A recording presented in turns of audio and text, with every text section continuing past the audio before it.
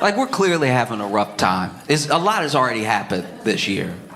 January was full of enough stuff to fit a whole year, you know?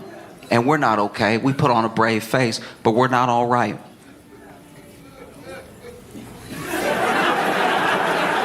Clearly, you can tell. That's a distraught laugh.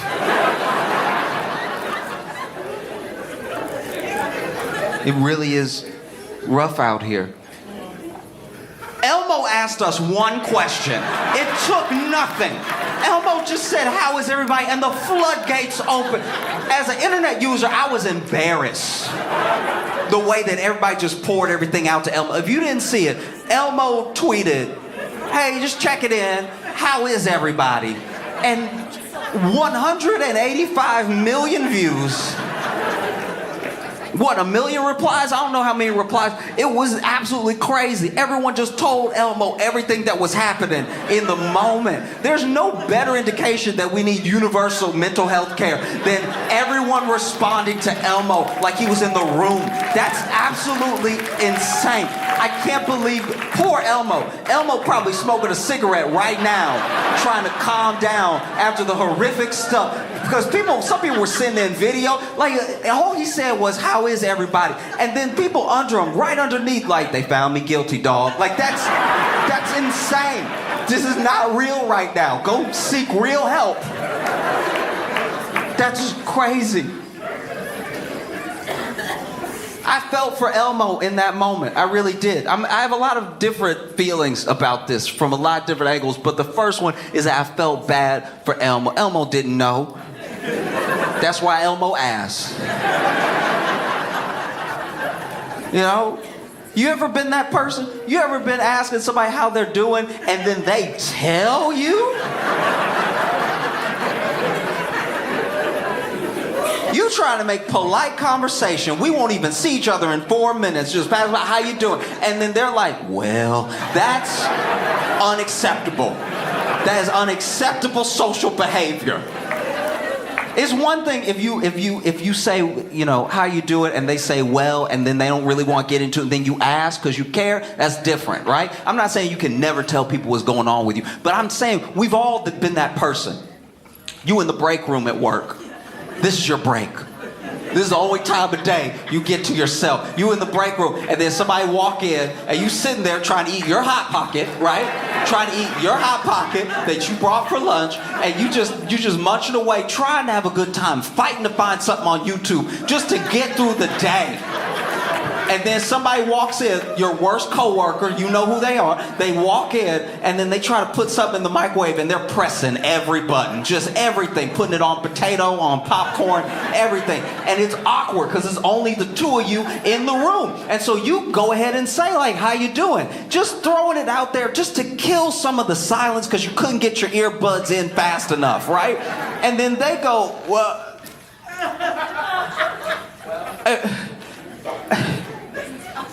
I think I married the wrong person." And you're like, "Oh, no! I'm eating my Hot Pocket. I'm not ready for this shit. What's wrong with you?" Just open it up like, I think, you know, because it's like sometimes people grow apart. But also it's important to fight for what you love. You know, you got to fight, but then when's the time to fight? Because, like, the kids love her. They love her. So if I lose her, I lose the kids. You know, even the dog loves her more. Maybe the dog loves her more because she doesn't do this. How about that? Maybe start there. Maybe the dog also is aware of who has the better vibes between the two of you. I don't know, man. I just feel like I'm married to my own casket. Oh, wow. That's rough. I got one more Hot Pocket if I can get past you real quick. No? How is everybody? Just Elmo asking, "How is everybody?" I mean, to be fair to us, I won't put it all on us. Some blame goes with Elmo. Some of the blame goes with us. What a stupid question. Think about it. How is everybody is very much a 2012 question. Remember 2012? Remember hope? Remember that? Remember back in 2012? 2012 was supposed to be the last year on Earth according to the Mayan calendar, and we were still twerking like nobody's business, dancing to that Savage song. Remember that? Yep, swing. Remember that song? We were all dancing, no care in the world. If Elmo had asked us then, we'd be like, hey, it's not all good, but it's not all bad. He decided till after global pandemic and election year, high inflation. How's everybody doing? Get the fuck out of here. What a lunatic. What an absolute tone-deaf fuck. How is everybody doing? You know what it feels like? You know your friendliest friend. Just your real sweetheart of a friend. Like, you know they're a good person, but they're annoyingly good. Like, y'all be out together. Y'all be out as a group together, hanging out. Maybe 5 of you, 6, 7, 8 of you. And then you shut down the bar. The bar closes. Now you stand outside the bar trying to decide, hey, should I go to another bar? Should I go get food? Or should I go home, right? And y'all are trying to make this decision as a slightly buzzed group of people. And then a guy from out of nowhere, from the darkness, from the night, a man from the shadows will approach your group, right? And he doesn't look right. He doesn't look right. Everything is wrong. One arm is longer than the other. He doesn't carry his weight well. There's a lot happening. And then my man is just over here like walking up to y'all, and not walking up to y'all, really just slide to the...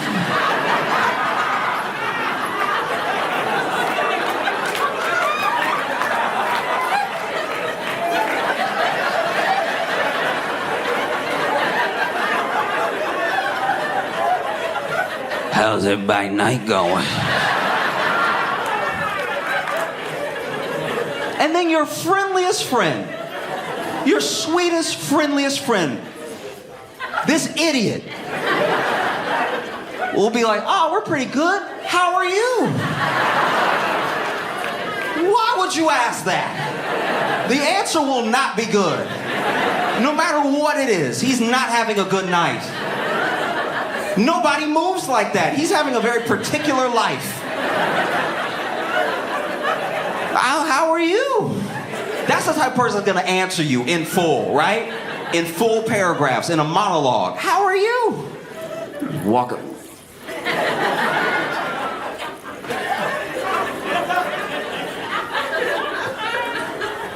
Well, I think I married the wrong person. You see what I mean?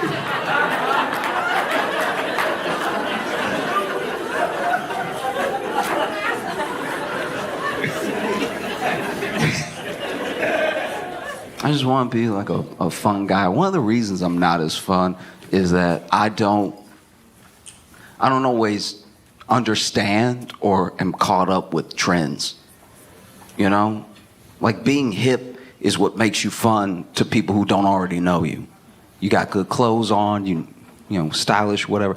I didn't know what Stanley's, I didn't know what Stanley's, when I found out about Stanley's, I thought white women had just got more into hockey, right? Like, I was like, why is everybody shitting on them for just doing what dudes do all the time? But then I found out that it was a cup, and it's just a cup for holding water, and then I got upset. Then I was furious. I was like, you got these women beating each other in the back of the head in Target for a cup to hold what? This is dystopian behavior. They out here fighting in Target like it's Mad Max Fury Road. It's so upsetting. It's really crazy. I don't know if you've seen the videos, but wow. This is truly wild. Starbucks, I think it was Starbucks, made some sort of collaboration with Stanley, and they put it in Target for this pink Stanley. Now, the pink Stanley has fallen right out of the Barbie movie like a meteor to destroy the white community, all right? This is really bad. Because then when you see the video, and we've seen stuff like this, you've seen Black Friday videos, you've seen videos of people swinging on each other and everything. That's nothing new, really. But this is what bothered me, is that there's one video in particular where a guy tried to steal one. He wanted to steal one. He wanted one, right? This man tried to steal one. Remember that. The whole story for one, okay? This dude ran up and grabbed a box. Now, to be fair to everybody in the video, there's no way to know how many are in the box. He knows it's one, but it could be 36, right? He goes to run off with the box, and the whole video is just one woman's phone, and she's just going, "Stop him! Stop him! Stop him! Stop it!" And she really didn't need to yell anything because they were already on his ass. Like as soon as he peeled off, they were all behind him. And it was a swarm of white, I don't even know what you call this type of collection of white women. A bachelorette party of white women was chasing this man down. And they didn't just catch up to him, they grabbed him one limb at a time. Like this was taken to the ground systematically. And then they look, I'm not saying, at the end of the video, they swarm him. I'm not saying they killed him, but you'd never see him again, all right? It's pretty jarring. Like, they just swarm him and his body just disappears. And I don't know which video y'all saw, but the one I saw, you hear him at the end of the video go, "Ah!" It's like, that might be a death rattle. They may have really got him. That sounds like the last noise a man make before he go. That was crazy. He wanted to steal one. And look, I get it. He's at the store. It's a crime. I understand. But you never have bystanders step in like that. Never see anything like that. For a cup.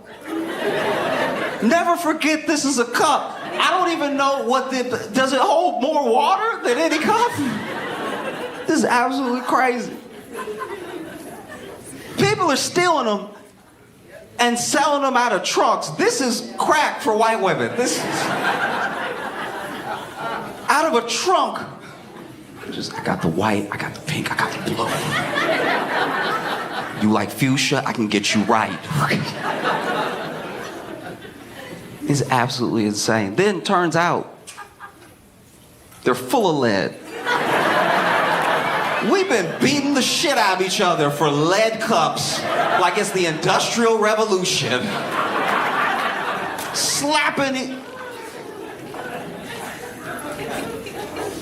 I'm not gonna lie to you. This low-key feels like a power play by China. I think China was like, this is the year, 2024 is the year we take America down.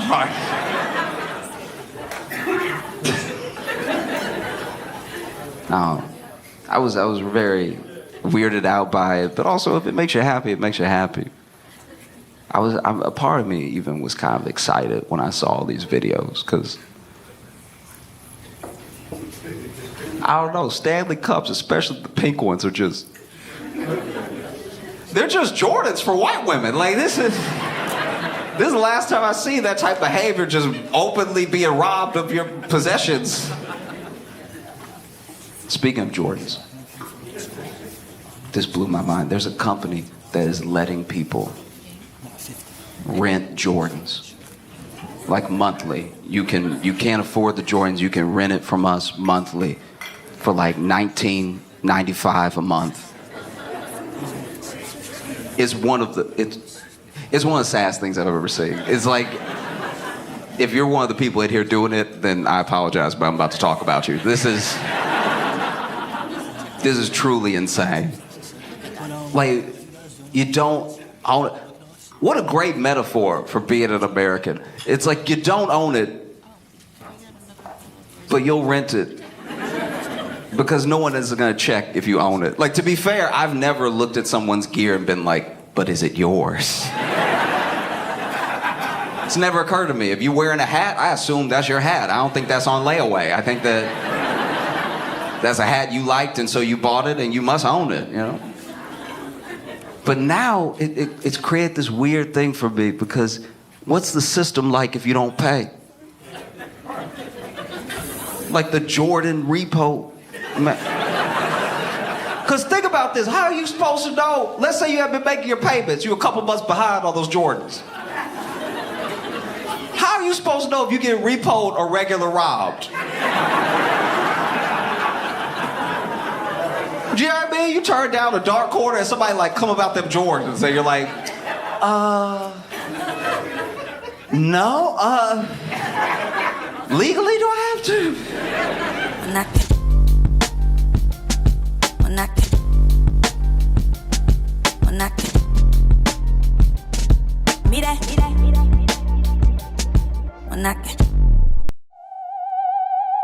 It's Josh Johnson in 3D! Ooh, I'm in 3D.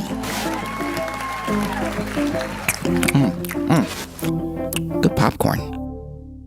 I've lived in New York 10 years now. And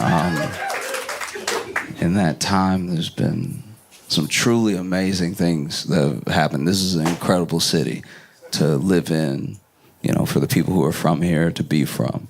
And in those 10 years, a lot of horrific things have happened. Because this is a terrifying city to live in.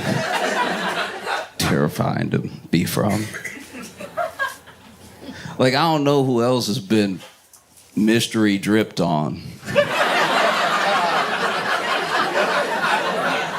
Okay, in case you visited from out of town, I couldn't see everybody who's not from here. Look, mystery drip is when you are going about your day, you know, and you just walking, and then you feel something, and it hits you wrong. It's not. It doesn't. It's too far away from the building to be air-conditioned drip, but it's also not raining. And it's a little heavier than water, like it hurt a little. You're like, and then you touch your head or wherever it landed on, and you pray you don't see what it is. You pray there's not a color to it.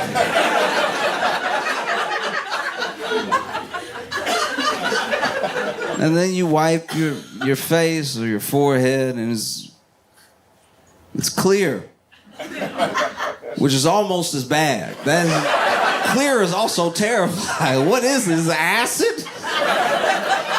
The rest of the day, you spend the rest of your day thinking like, do I feel it? Do I feel it? Is there skin missing? You see people that day. You still have to go about your day. This is New York. No one cares you had a personal tragedy. So then you go about your day and you see people, you ask them, you try to test the waters because you don't know. You're like, hey, is there anything different about me? Because you don't know if the drip has affected, maybe it's changed the color of one of your eyes. You have no idea. And then they're like, no, and you're like, oh, thank God. No. Terrified. Because I grew up in Louisiana. That's where I was raised, and went to college in Shreveport. And when I was in Shreveport, from the time that I started going to school there all the way until the summer after I graduated that I left, I would hang out in this area off and on, like Dalzell Street. And Dalzell Street had some very cool like house parties. There would be local bands would come, and there was one house that had turned themselves into a venue for like traveling artists and stuff. So it was a very cool place to go. It was also off and on a bit dangerous. Like a lot of cool things, you know. It was like, oh, okay, it's not the best neighborhood. And I knew a guy in passing who lived on Dalzell. And it was one night, I guess he really needed it. Every once in a while, life is a little too much, and you need to treat yourself or just take care of yourself. And his form of self-care was treating himself to a nice home-cooked meal. Not uncommon, right? But he treated himself to a nice home-cooked meal of 4 chili dogs. That's a lot of chili dogs. Like one is a meal. 2 is a bigger meal. 3 is concerning. And at 4, you're trying to eat away from something. Like you're running away from your problems with your mouth. At 4 chili dogs.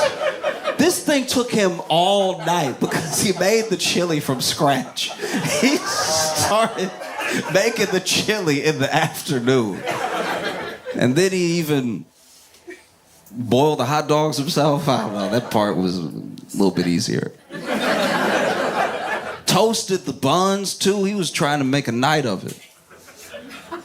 And then he sat down with his plate of 4 chili dogs. Got to work, enjoying himself, watching a movie. And at 2 chili dogs, he was kind of full. But he had made 2 more. And according to him, cold chili dogs are gross. So I guess I gotta stuff these chili dogs. So he ate the 3rd chili dog. 4th chili dog was a battle. 4th chili dog, he had to persevere. But he did. He finished all 4 of his chili dogs. Pushed himself to the limit. Maybe a little bit beyond his limit, because as soon as he was done, he had to run to the bathroom. I don't know if there was something wrong with the meat, but these chili dogs attacked him immediately. And so he was in the bathroom, fighting for his life. And as he's in the bathroom, truly at his most vulnerable, some people broke into his house.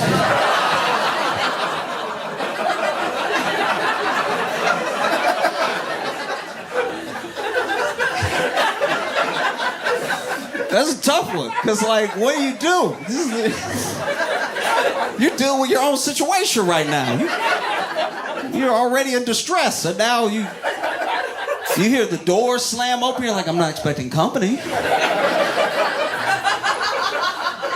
No, who could this be? And then you hear all of these Robin-type sounds. Oh, looks like nobody's home.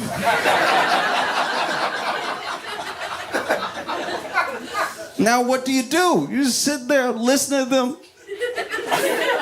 This dude's in his house and they don't think anybody's in there, so they talking loud, critiquing him. They're walking around the house. Oh, this is a big TV. Wow, this is a nice model and everything. He got Gone with the Wind on DVD?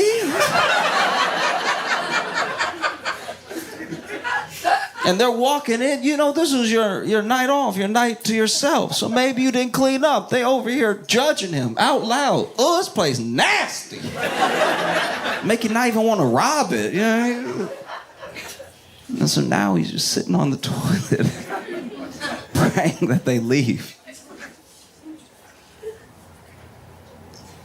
But he's still got 2 chili dogs in him. And so he's just sitting there, praying. Anytime I prayed on the toilet, it's been for very different reasons than somewhat. Yeah, I know what that's like, to be on the toilet, be like, Lord, look, if you just see me through this one time, I'm gonna turn everything around. I'm come right back to you. I'm gonna do right. So he's sitting on the toilet, and he hears them robbing him. He hears them like unmounting the TV from the wall. Just the sounds of construction as he's being robbed. With them commenting on his plates. It's like, why does the man got elephants-inspired places? And this guy's a loser. The whole time, you can't say anything. He's sitting there, as quiet as possible. And as these guys are moving out, they take the TV first. And TV, I guess, is heavy because they're over here making the moving grunt noises and everything. Like, pick up your side, pick up your side. And as they're conversing, pick up your side.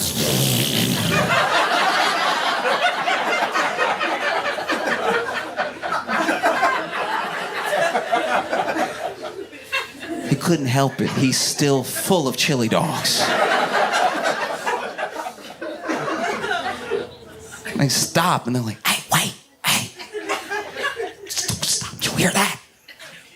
And now he's very scared. Now he's like, oh God. He's trying to be even quieter. As quiet as he can. And he lets out another fart. He couldn't help it. It just happened. So then they were like,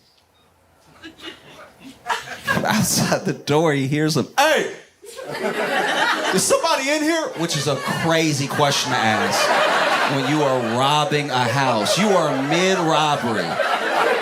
Imagine the audacity it takes to run up in somebody's house, but hey, I hope nobody home. We did a good job of casing this place. I hope you didn't break schedule. I hope there's not another burglar in here. What has this country come to when you can't burglarize in peace? And so now he doesn't know what to do. He's been found out. And he clearly can't keep quiet. And so then he yells out. It's like, yeah, somebody in here. It's impossible to sound tough on the toilet. That's never gonna happen. This man tried to hit all the bass in his voice, trying to be tough on the toilet. And then he said that he thinks, he doesn't know, but he thought he heard a gun cock. And so now he's terrified. Because the next thing they scream is, where you at?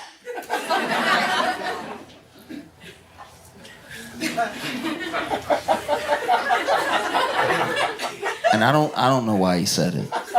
He doesn't know why he said it. But he yelled out right at the bathroom door, come find me!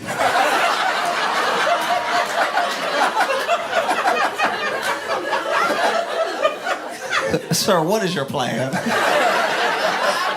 What exactly is your plan? That they will bust open the door and you'll turn around? Like, what?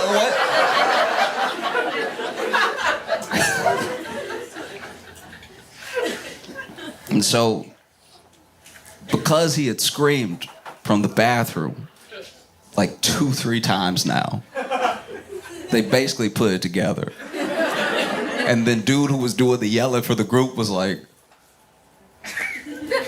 you in the bathroom?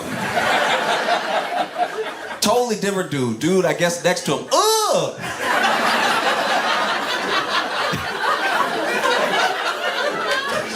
He boo-booing in there. That's what we heard.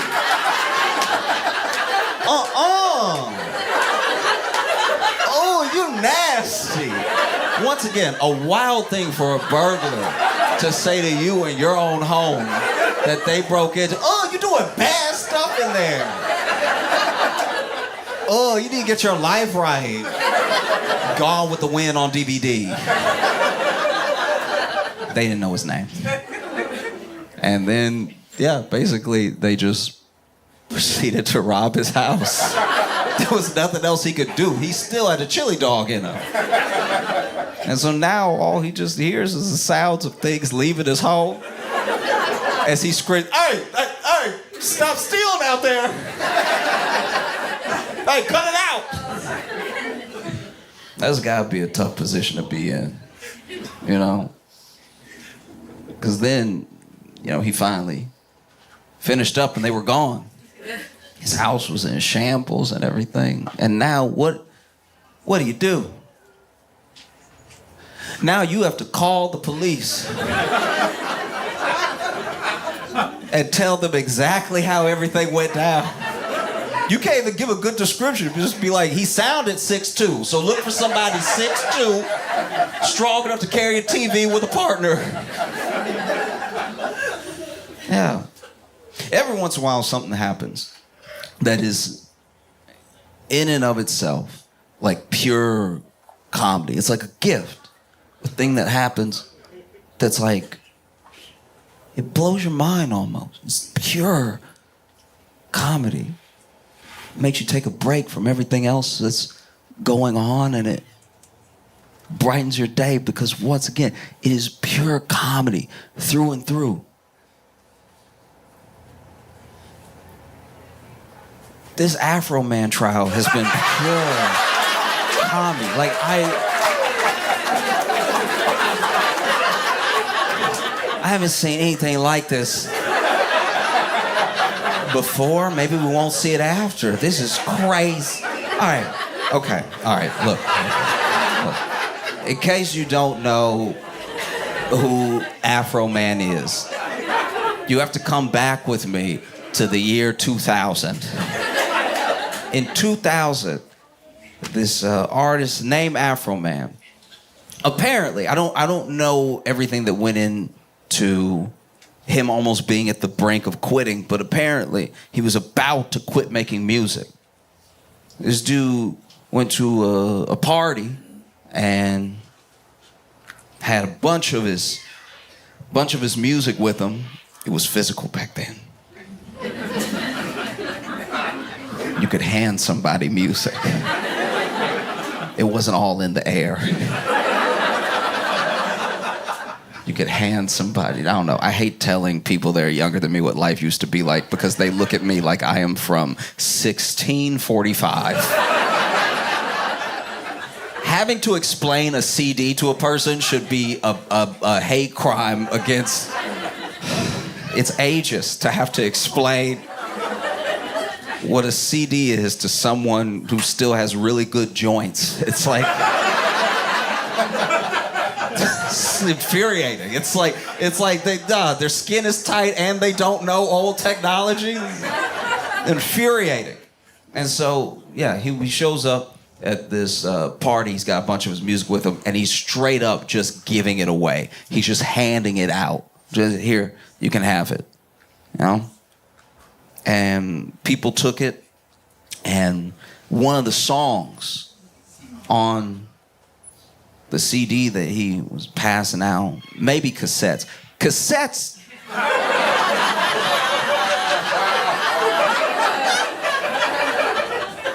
Sometimes I had to explain a cassette tape one time, and I realized that I didn't even know how a cassette tape worked. They were like, why they call it a cassette? I was like, because it's in a case. Because it's a case and it's little, like it's a cassette because it's in a case, but it's like a little case. And it's dainty. It's like a dainty little case cassette, you know, for respect because she's a lady, you know. So cassette, and then they put the tape in the cassette, and then there's teeth in the tape. No, it's teeth in the wheels, and then the thing you put the cassette player also has the teeth.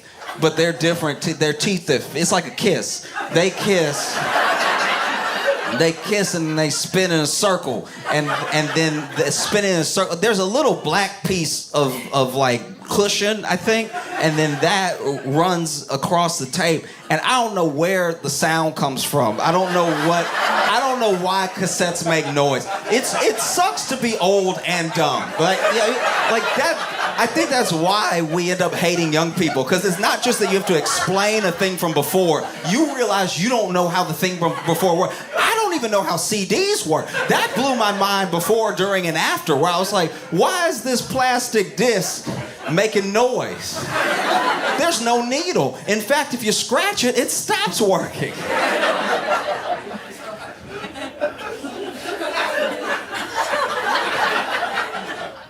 But it has teeth, and so then the teeth kiss, and then you close it, and when you close it, it's supposed to make a slam sound, like a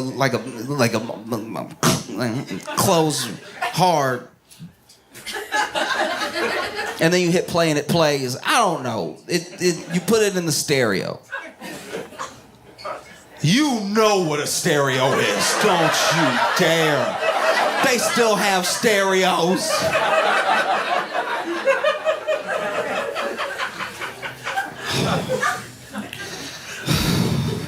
A stereo is a Bluetooth speaker before Bluetooth. Back before blue or teeth, there were stereos.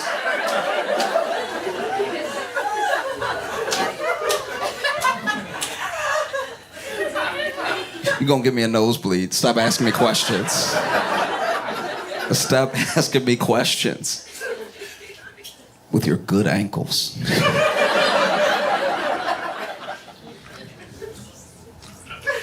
Afroman was at a party.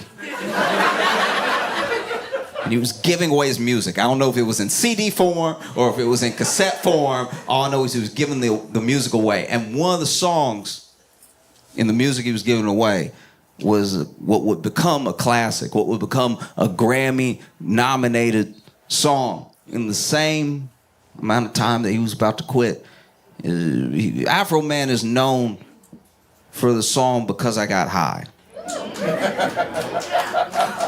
Because I Got High is the anthem of anyone who's ever been late.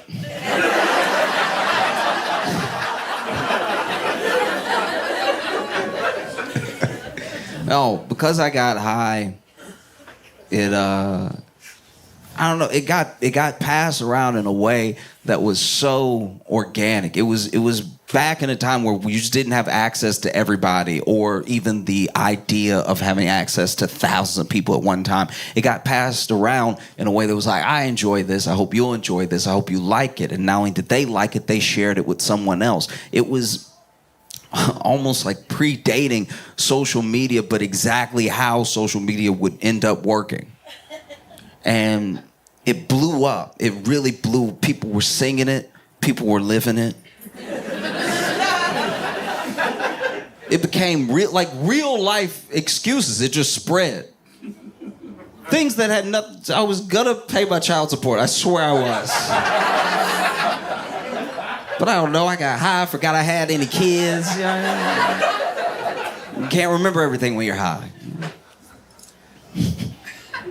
And so, Afroman became this like legend for this hit, Because I Got High. Fast forward to 2022, his house was raided. Now, his house was raided off of claims made by an informant. I didn't even know that this is kind of how the justice system works at all. I didn't know that like an informant can just say a bunch of stuff about you and the police will be like, really?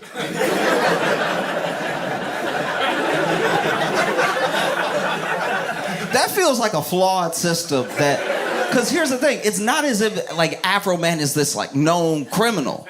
So then for an informant to just inform on a person who's minding their business and then the police follow up on that and get a warrant from a judge that seemed wild. That could just happen to any one of us. Someone that you don't know. You could be doing this. Like you could do this. We all hate people. It's wild this doesn't happen more often. We know who we hate. Just make a bunch of lies and be like, I just want to, as a concerned citizen. That's insane. And so basically this informant says that Afroman has a ridiculous amount of keys of drugs in his possession, right? And so police follow up, they get a judge to sign a warrant and everything. And look, if someone's accusing you of having a lot of drugs in your possession and you're known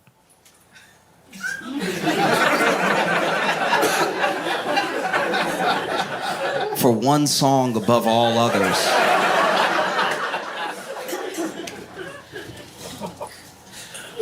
not looking good. And then they even said that he was like a trafficker and that he had some people in his torture sex dungeon.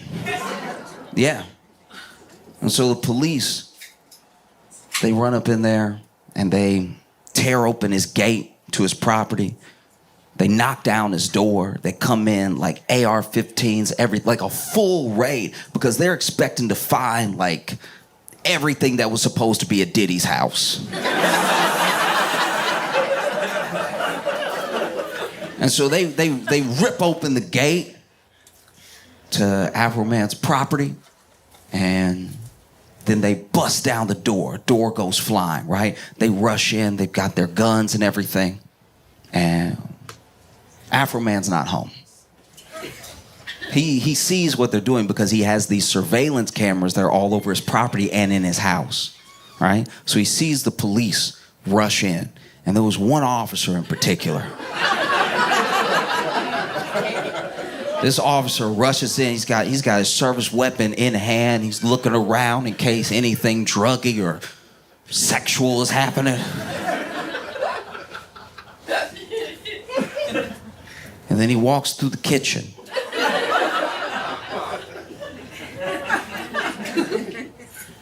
And you can see it on security camera. He notices a lemon pound cake.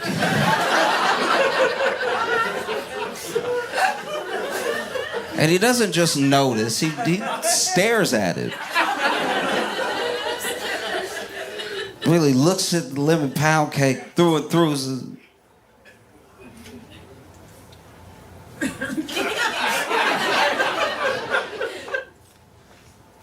And it blew my mind because you're in a raid right now where you think keys of narcotics and a sex dungeon is on the property. Imagine it for Bad Boys 5. They had Will Smith and Martin Lawrence run up into a mansion that is, full of drugs and sex dungeons, and then you see Martin Lawrence stop.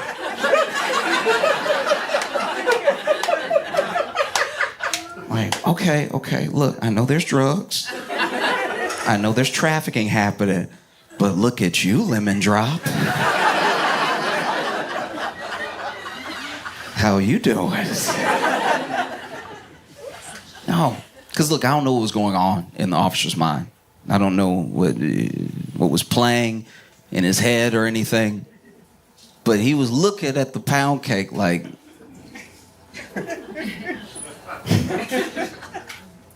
what's a delicious thing like you doing in a place like this?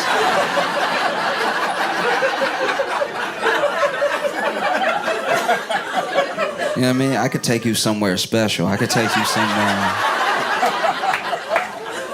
I could save you. You don't have to live like this, all right? Because he looked at it, a little too long. Looked at the pound cake longingly and then moved on with the raid. And they tore up Afroman's house. That's what happens in a raid. You're looking for stuff and they don't have to be gentle, so they're not. They can tear it up, and so they do. And so they tear up his house. They're going through his suits and everything. They even find his security cameras, and they cut the connection to him. Right? They find his cash that he has in the house. They take all of his cash that they find. And yeah, they end up leaving. But Afroman was like watching the thing. He's just watching the whole time. Doesn't know what's going on. Doesn't know there's even an investigation into it. Because once again, he's not being charged with anything. He hasn't been arrested or something. They just ran up in his house. Apparently no knock warrant. That's crazy. And he's watching it. Maybe on his phone, maybe his laptop, I don't know. But he's just sort of watching them go through his house like, hey! He probably felt as powerless as somebody sitting on the toilet while their house was being robbed. They're like, hey, cut that out! What you doing? And the police, by the way, they don't find anything. They don't find anything. They don't even find any narcotics. Which for an artist who's known for a song, Because I Got High, is almost a little disappointing. It's like, all right, I don't know if you're really living the lifestyle then. They don't even find a sex dungeon with trafficked people in it because Afroman's house doesn't have a basement. There was no... Yeah. Didn't look at a blueprint or anything. Just ran up in there. Where's the dungeon? Oh, Afroman's furious, as you would be. These people broke into your house, busted down your door, ripped open your gate. You were minding your business. I think he was in Chicago for a show. And he wasn't there, but his family was. You know, his wife and kids there getting like AR-15s pointed at him and everything. It's gotta be traumatizing. It's gotta be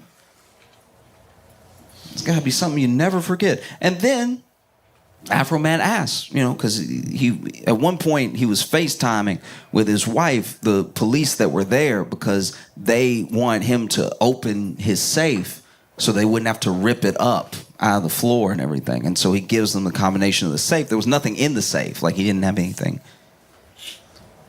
in there. And he asks the officer, he's like, okay, so am I under arrest? Like, is there a warrant for my arrest? Something. The officer's like, no, not at this time. He's like, am I being charged with anything? He's like, no. He's like, all right, well, y'all gonna help me fix my door? The door's on the floor. And apparently, according to Afroman, in several interviews, he said over and over again that the officer, Randy Walter, looked at him and smiled and said, we're not required to do any of that. And Afroman said he didn't know what he was going to do at the time, but he knew he had to do something. He was just infuriated. It's one thing to do it. It's another thing to not apologize. It's an entirely different thing to seem like you enjoy it. And he had no idea what to do. I think a lot of us have been in that position before, where it's like people with power exercising it or abusing it, and getting some glee out of the fact that you can't do anything about it. And so he was like, what can I do? He said, I felt like a powerless black man in America. What can I do? I guess I could make songs about all of them.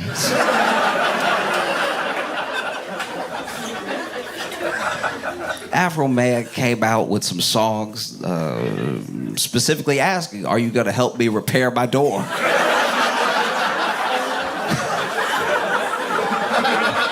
Oh, go check it out. It's a banger. Afroman also came out with a song called Lemon Pound Cake.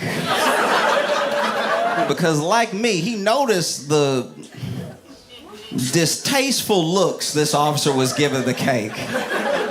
Made a whole song about it. And then, in I guess not so much of a plot twist for, once again, the American justice system and how government works, the police were very upset with these songs. They're very, very upset. You know, Afroman was out here calling people Gomer Pyle. He was saying the judge looked like Droopy, you know. He was over here disrespecting them, their families. He did his research. Anything he knew about them, he was putting out in the songs. Everybody was very mad, and what can we do? We already tore up his house. Dang, what can we do? And then Afroman calls them all thieves because when they were doing the raid, they took all of his cash, right? This cash in his home. Because they're saying that this cash, if they find narcotics, if they find anything, like this is common in raids, where they're like, there's no way to say whether this cash is connected with the drugs that we may find, right? So they take the cash, they put it in evidence, they take it to the station, right? And when he shows up, after he's not been charged with anything, he's able to collect the evidence back that they took. And when he went to pick up his cash, he actually brought a news team with him. He brought like the local Fox News team just to make sure everything went well. Because he's like, these people clearly have no love for me. I'm not happy with them. And he said, I brought the local news with me not to make some sensational story. I was trying to not get Epsteined or something. I don't know these people, and I've already seen what they're capable of doing, so he goes in there, gets his money back, and some of his money is missing. They took almost $5,000 in cash from his place, and when he got it back, he was $400 short, which is kind of a pathetic amount to steal. Like that, like, just... It would make more sense if you took his money and then he showed up and you were like, what money? Like that would track so much more than $400. This is weird. And so he makes these songs, he's calling the police thieves. You know, he's saying they came in my house and they stole from me. And then he makes songs about all of them. Says one of them looks like Gomer Pyle. Said the judge has signed the warrant looked like Droopy. Just letting them all have it. To the point where these officers got really upset. They were so angry. They were very mad. They were like, what can we do? We already tore up his house.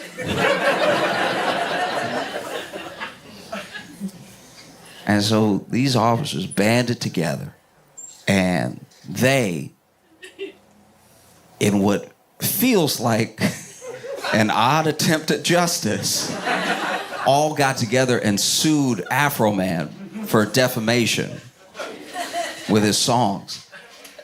And the problem with a defamation suit is you do have to explain how the thing hurt you. You do have to walk us through. Defamation is also hard to prove when you're a public official. You have to prove like intentional malice of something that is not true. Like opinion and parody won't necessarily get you defamation. And so this was a tough case because it's gonna be hard for them to prove, but the fact that it's even going to trial feels uncomfortable because all he was doing was expressing himself through the First Amendment. And so the trial starts, and immediately it feels like a bit of a mistake.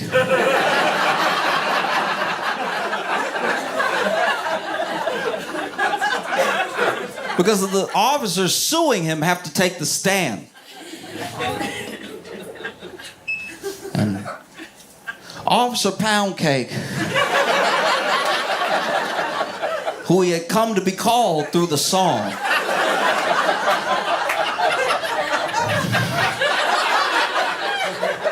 because these songs, okay, this is very important. These songs went viral at the time, but then they went viral again before the trial. And once again, imagine you're Afroman. They've already run up in your house. They've done $24,000 worth of damage to your property. All right? And Afroman's out here trying to live a quiet life. He's not necessarily touring all the time or anything. He's not dropping like album after album after album all the time, you know? He's living seemingly just minding his business and everything. Not gonna be able to come up with $24,000 out of nowhere. I don't care what hit song you had. Maybe Mariah Carey with the Christmas. No. She eating good off of that one. That's the exception. But now you're being sued by the police for defamation, which has got to be terrifying because you were already up against the police initially. Afroman tried to sue the police at least for his damages, just to make himself even. But that suit was thrown out because it was a lawful raid. And so now you're being sued by these cops, and it feels like they have all the power because you're going into court, which usually only backs them up. So it's you against them. What do you do? What do you do? You know? I guess if you're Afroman, you release more songs leading up to the trial, which is a move. You could do that, yes. You could add to their case every day leading up to the trial. He drops song after song after song. And then he's sitting there trying to defend himself in court. And they had Officer Poundcake on the stand. And the lawyers ask him, it's like, you've been called Officer Poundcake.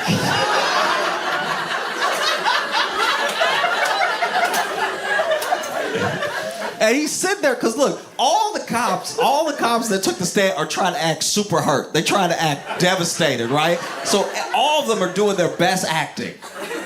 And so he's sitting there and he's like, yes, I've been called it multiple times.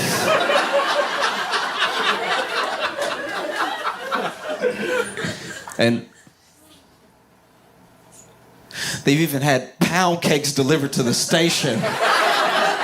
Hundreds of cakes. Which, yeah, when the song went viral, and I'm sure when it went viral all over again, people were sending pound cakes to the police station. The people were calling him Officer Pound Cake. Imagine you're him. Imagine. Maybe you even have to go to another precinct to help out. Maybe there's some security detail you have to help on. Maybe it's another raid that you have to be involved in. And you show up because it wasn't just Afroman. The police were also calling him Officer Pound Cake. A lot. Imagine you show up to a raid, you strapped, you geared up and everything, and they're like, well, looky here. All right, Officer Pound Cake, we are going to be doing a raid on a meth lab. Now, I know they're cooking in there, but it's not the type that you like.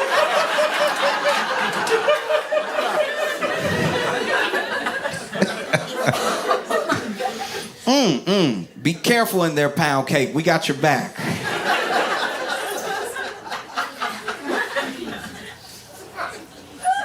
And not only did they ask about being called Pound Cake and about getting pound cakes,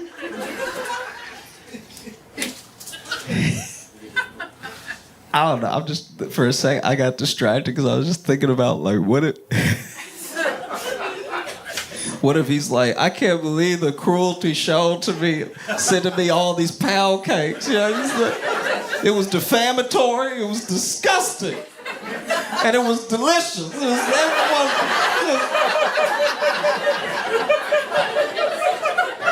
that's terrible that you sending me all these cakes knowing I can't resist.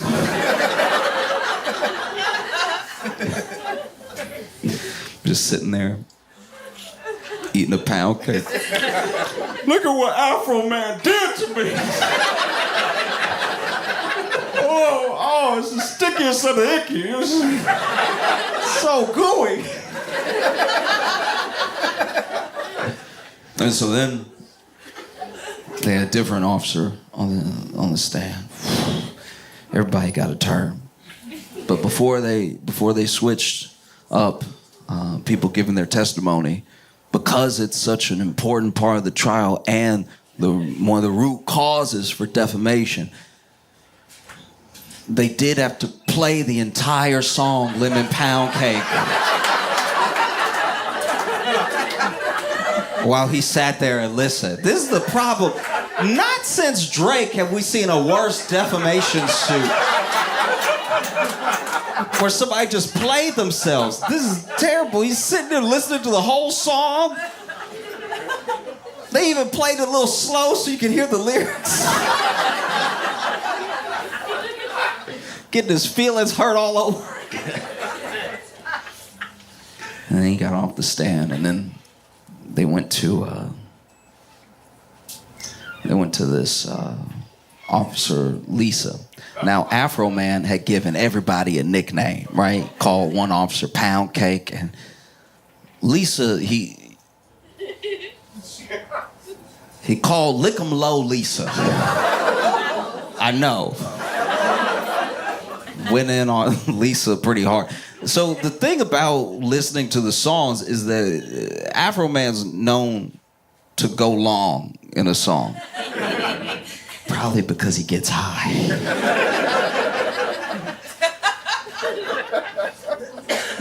But the song Lick 'em Low Lisa is 13 minutes.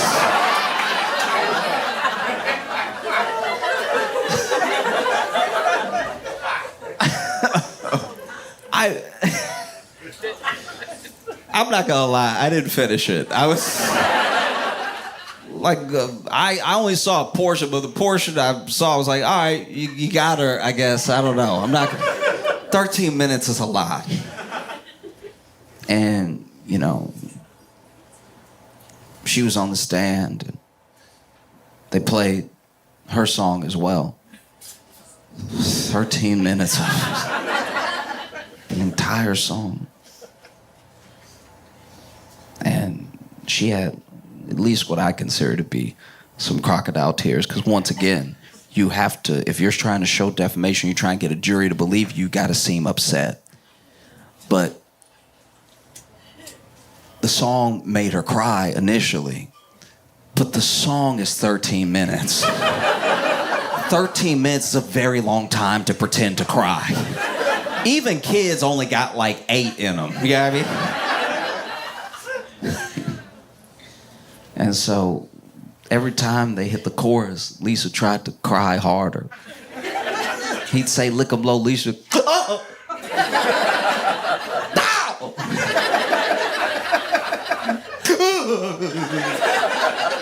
Like, at a certain point, I need to see tears. I'm not gonna lie. Then she got off the stand. And then,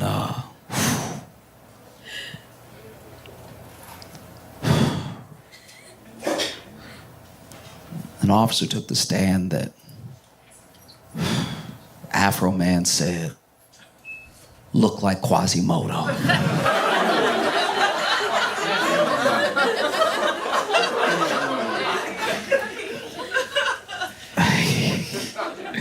And when asked by the lawyer, like, you know, you said that you look like Quasimodo and that you're saying that that caused you harm and did damage, it, you know, disrupted your life and your reputation.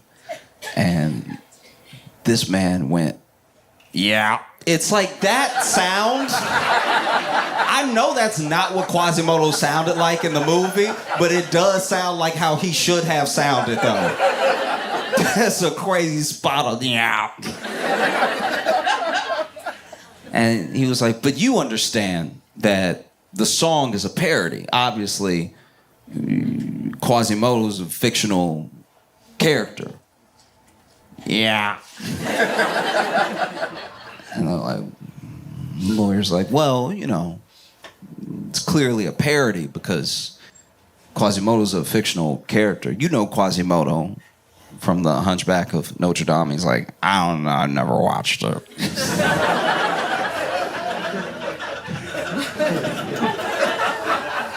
And he's like, oh, okay, but it hurt your feelings?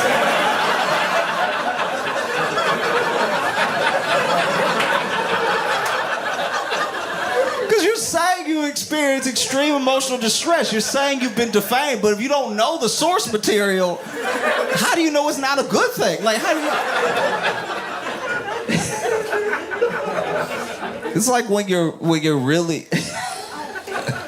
It's like when you're not smart and someone says a big word around you, so you take it as an insult. It's like, whoa, whoa, whoa. What do you mean by fantastical?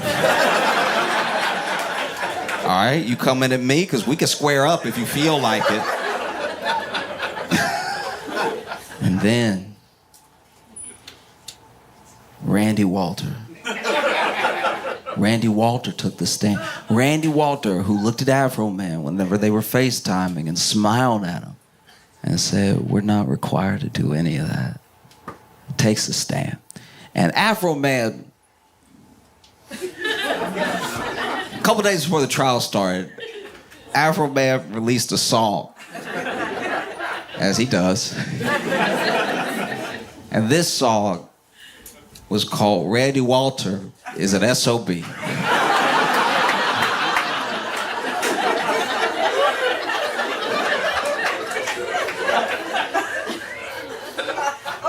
And in this song, Afroman says that he had slept with Randy Walter's wife. Now, if you're unfamiliar with hip-hop, this does happen where people claim to have slept with the wives of their enemies.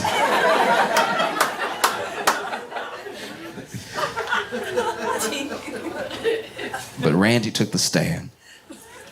And Afroman's lawyer asked him, so he's saying that he is, slept with your wife, he has called you an SOB. But you understand that this is a song that could be just an opinion, He doesn't know you personally or anything. It could just be an opinion that you're an SOB. And then Randy's like, yes, it could. And then Afroman's lawyer says, yeah, because there's no way to even verifiably prove that you're an SOB.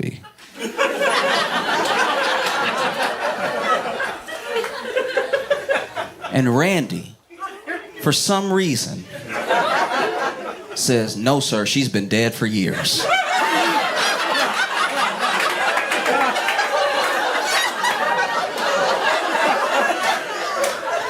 Randy!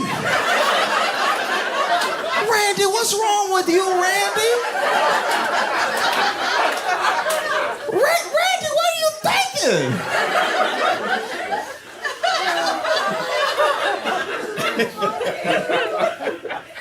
Randy!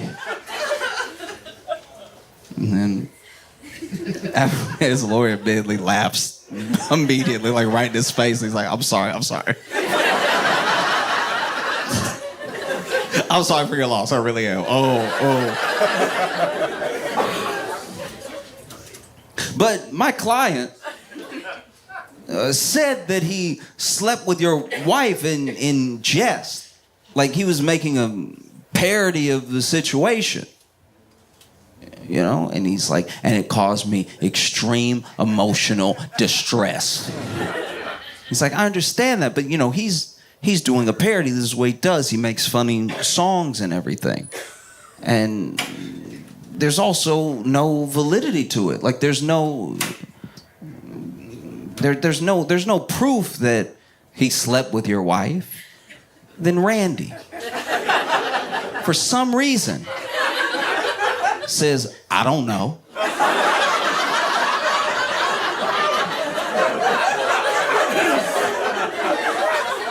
Randy!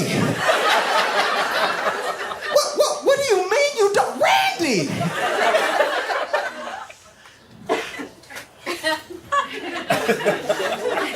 This is also an insane thing to say because you're suing for defamation. But if you don't know if the thing isn't true, how can it be defamatory?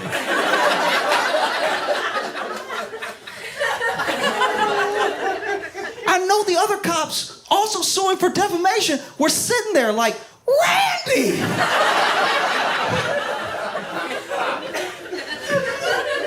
Even if you think that's true, button up right now. What's wrong with you? And so the lawyer was like, wait, I'm sorry? You don't know if he slept with your wife? And Randy goes, I mean, I hope not.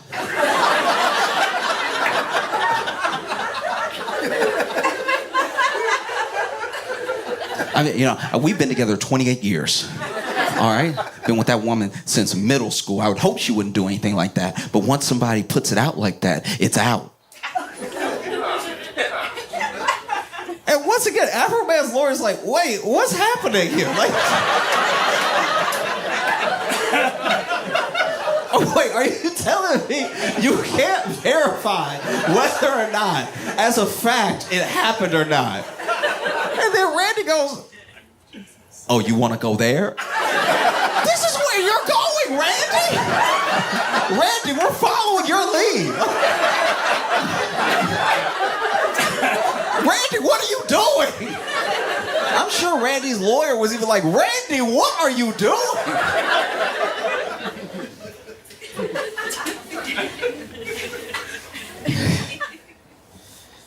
Randy got off the stand. And there was another officer that took the stand, suing for defamation, remember? And he was the one that Afroman said looked like Gomer Pyle. And that he had a receding hairline. hence the Gomer pile. And the lawyer asked what about these statements was defamatory.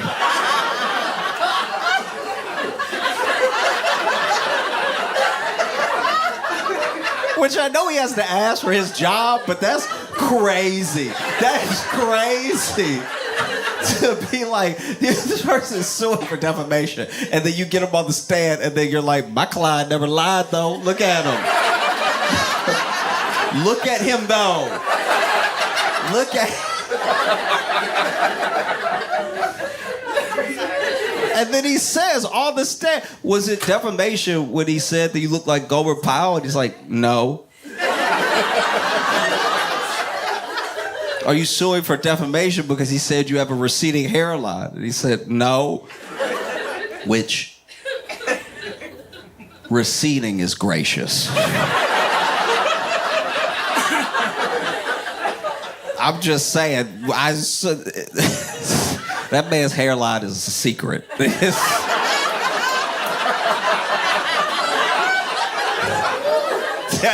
Ooh, no, you'll see. When you look at him, you'll see. You'll know exactly what I'm talking about. That man, when I saw him, I was like, hairline?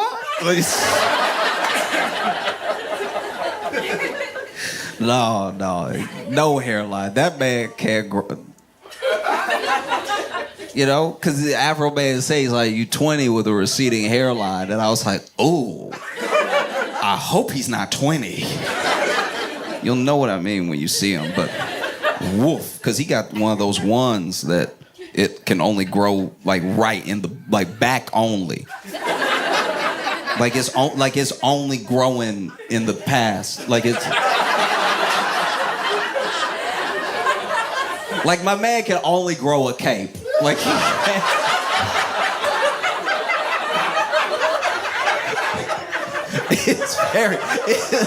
receding was Christian of him.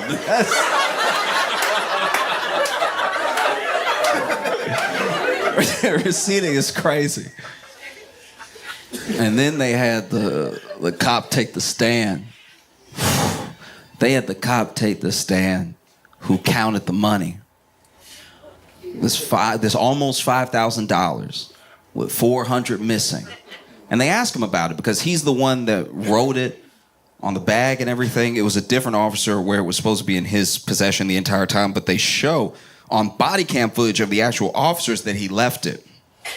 So, you know, Afroman's being sued for calling them thieves. And he called them thieves collectively, but then they're all suing individually. Once again, for $3.9 million, they're all suing individually for being called thieves and being defamed. And they knew that the strongest case was the theft, because theft would be an actual, like, crime. It could ruin your reputation as an officer and everything. And all the other stuff is just too funny, I guess, to throw in there. But they put him on the stand, and this man, basically, the way I interpret it, gets up there and in not so many words, but a very long testimony, admits to everyone. I can't count, y'all. Like that,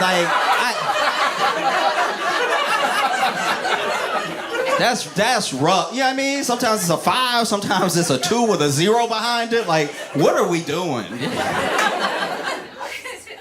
This man couldn't count to almost 5,000 with some increments of like 100, you know?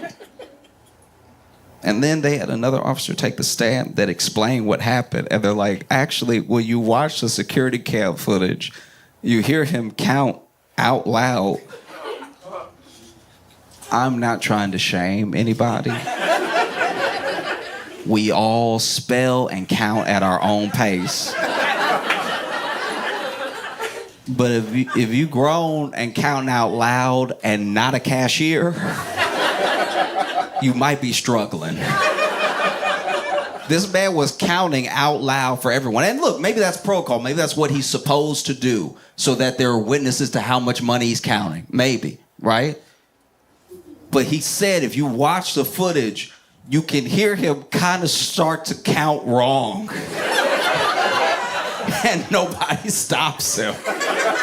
So there's a chance that the police didn't steal any money. They just horrifically miscounted it. And I honestly can't decide what's worse, a corrupt cop or a dumb cop, because either way, everyone in this case, Randy, Lisa, Pound Cake, the one that can't count, everybody has or had a gun. That's crazy. Can you count the bullets? It's devastating. And so the defense only calls one witness. And it was one of the officer's ex-wives.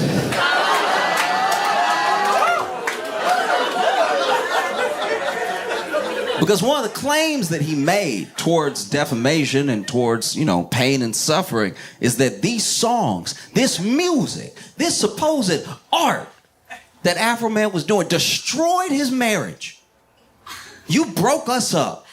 You made me a laughing stock. She can't be with a laughing stock.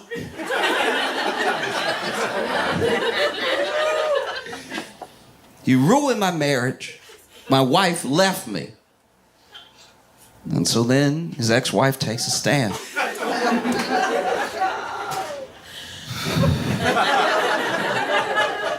And the lawyer asked, did the music that was released by my client, did you take any of it seriously at all? And she was like, no. It's like, did you feel like any of it was causing a rift between you two? Did my client's music break up your marriage? And she was like, no. And that's gotta be rough, to sit there and watch your ex-wife on the stand be like, nah, it was him. It was all him. It was actually him through and through. There was nothing else that came in between. It was just, I was married to him, which is what makes you not want to be married to him.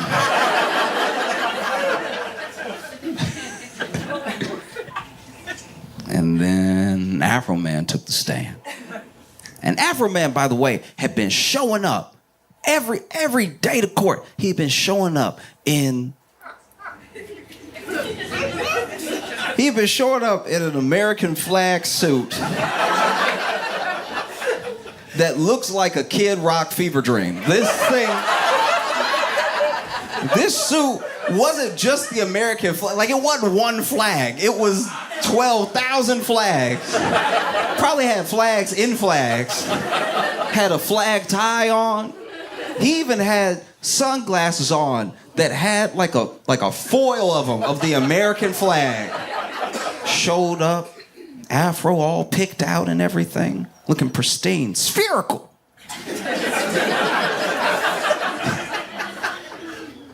Takes the stand. And, the lawyers for the cops try to come at him hard. Try to be like, so what gives you the right to defame my clients? And he was like, the First Amendment gives me the right to do everything that I did. I took my bad time. I made a good time out of it. I made funny songs. I didn't try to retaliate or anything. They're the ones that knocked down my door, caused damage to my house. They're the ones that turned my life upside down. I tried to make something good out of it. If they had never raided my house and they were never there, they wouldn't have been on my cameras. I wouldn't know their names. There wouldn't be these songs. It's really their fault when you think about it.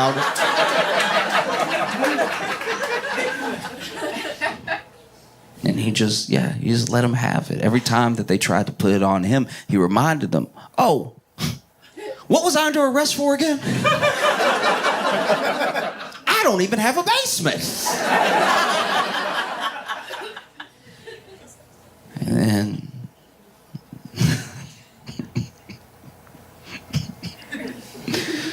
both sides had their closing arguments. And that's when it would be hard, in my mind, to be a lawyer. Like, imagine you're defending Afroman in this case, and you've had a ton of fun.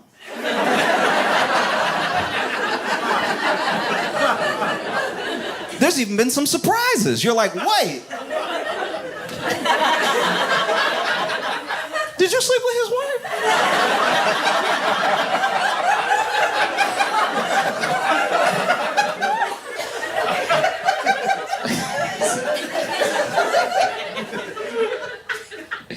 Because, yeah, that was a very weird part of the trial. Because that testimony went so off the rails that he was like, so, are you upset because he's making something private a public matter? And then Randy goes, yeah, if my wife was sleeping with him, it would be a private matter.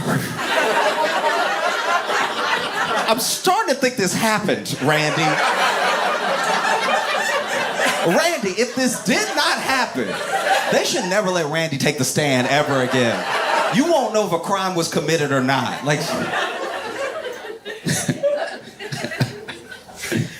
but yeah, you're the lawyer for Afroman.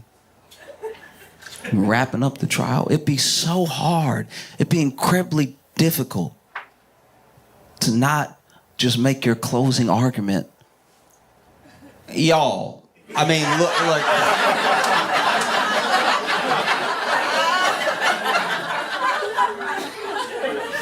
And so next day, Afroman shows up to court, been in the suit.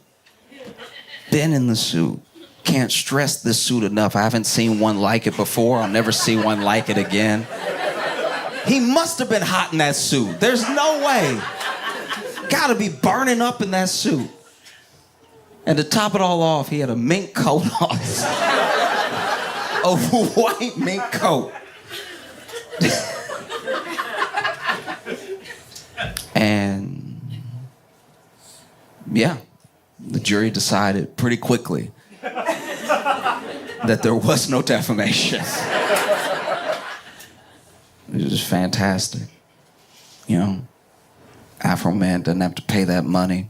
Everybody can go about their way. And we got some great songs. Because I think one of the reasons so many people were rooting for him, and people who you wouldn't even think, this was almost like across the board. Even the people who usually defend cops no matter what they do were really in favor of Afroman winning. Because, especially now, it feels like the First and Second Amendment are just sort of a suggestion for certain people.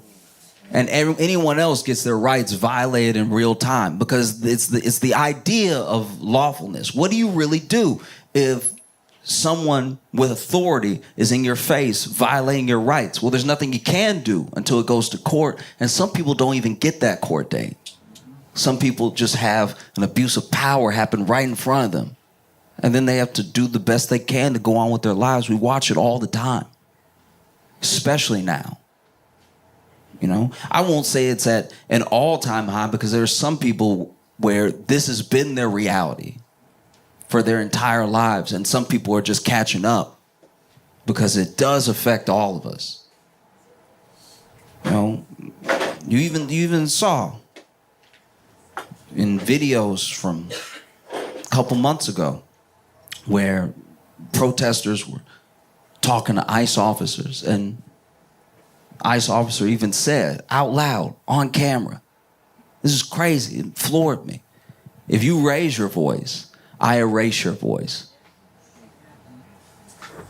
Threatened to kill this person for talking loud. You raise your voice, I erase your voice. Said it twice on camera. That's crazy. That's even crazier than staring at a pound cake too long on security cam. Yeah.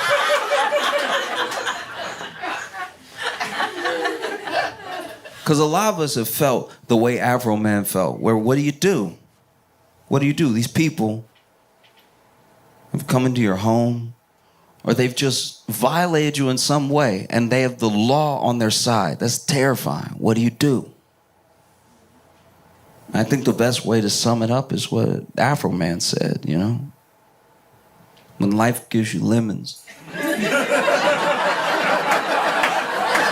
make lemon pound cake.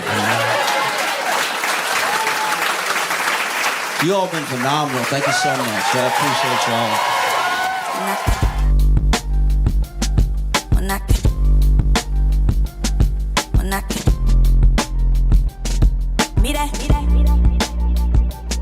When I can